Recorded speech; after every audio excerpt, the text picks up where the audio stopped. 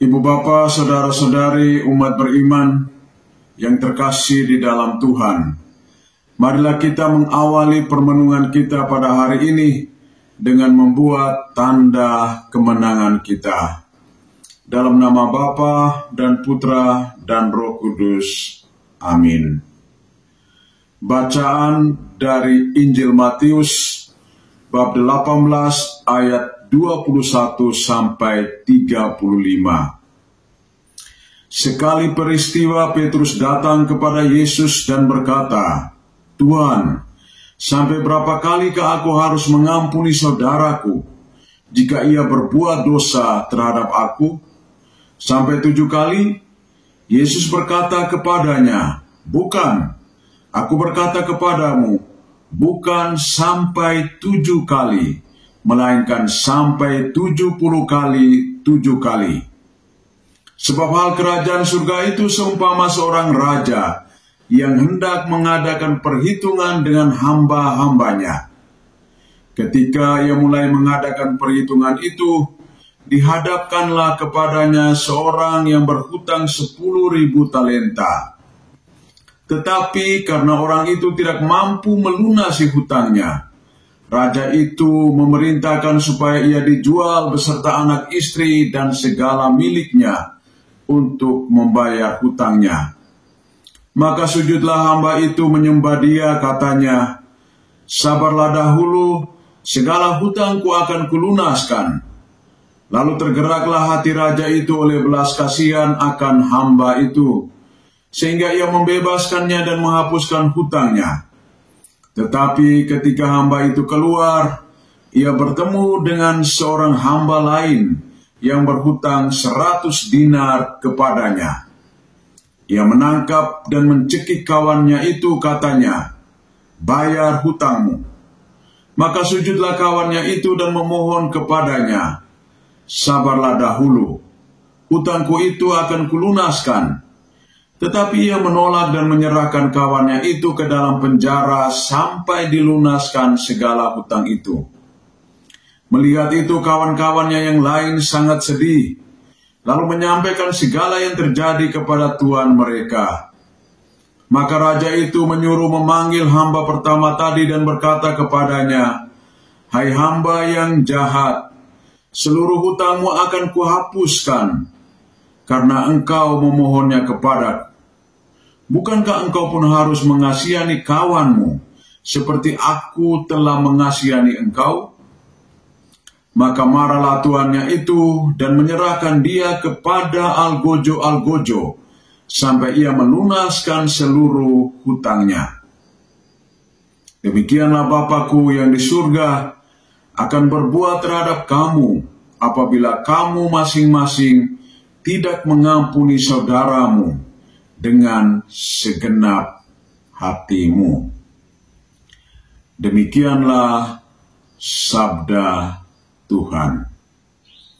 Ibu bapa, saudara-saudari, umat beriman yang terkasih di dalam Tuhan.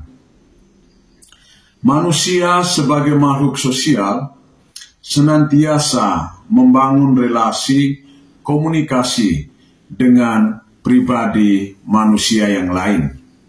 Dan di dalam relasi kehidupan itu, seringkali terjadi beda pendapat, konflik sosial yang bisa menimbulkan kerugian baik secara material maupun juga secara batiniah. Ketika orang mengalami luka batin di dalam hatinya, maka ia sungguh-sungguh merasakan penderitaan yang begitu hebat. Penderitaan semakin bertambah apabila pribadi yang mengalami luka batin itu tidak memiliki kerelaan hati untuk mengampuni, memaafkan pribadi lain yang telah melukai hatinya. Hal ini memang tidak mudah. Hal ini membutuhkan proses yang begitu panjang.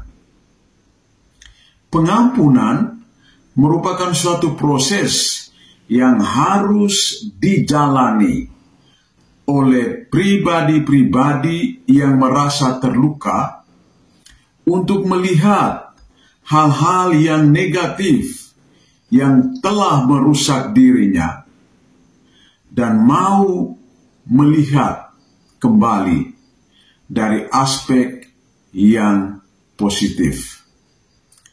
Apabila orang mampu untuk mengubah segala yang negatif menjadi hal yang positif dengan menggunakan kacamatanya, maka sesungguhnya ia telah memenangkan suatu pertarungan di dalam kehidupan. Namun apabila orang terus-menerus membiarkan luka batinnya itu bercokol di dalam dirinya, maka itu akan menimbulkan kerusakan pada tubuhnya. Itu tidak hanya secara fisik, tetapi juga secara mental.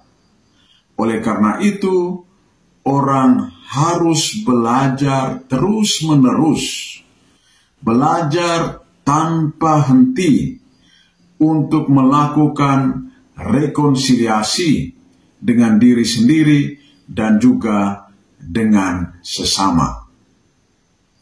Pertanyaan yang dilontarkan oleh Petrus kepada Yesus, "Tuhan, sampai berapa kalikah aku harus mengampuni saudaraku jika ia berbuat dosa terhadap aku? Sampai 7 kali?"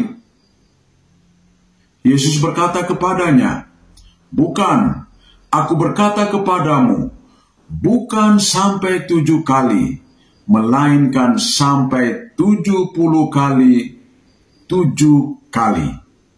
Sebab hal kerajaan surga itu seumpama seorang raja yang hendak mengadakan perhitungan dengan hamba-hambanya." Jadi Tuhan Yesus menyampaikan kepada Petrus untuk melakukan proses pengampunan. Tidak hanya 7 kali, tetapi 70 kali 7 kali.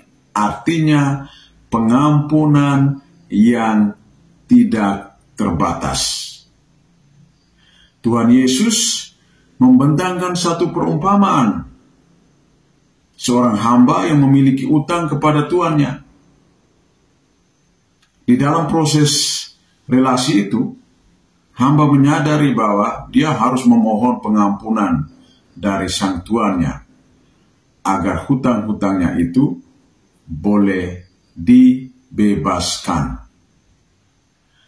Hutang-hutang itu sebenarnya adalah bagaimana sikap perilaku hidupnya yang telah jauh dari Allah. Tetapi karena ia memohon dengan penuh kerendahan hati, maka Tuhan itu membebaskan dirinya, melepaskan hidupnya dari segala beban-beban yang ia alami.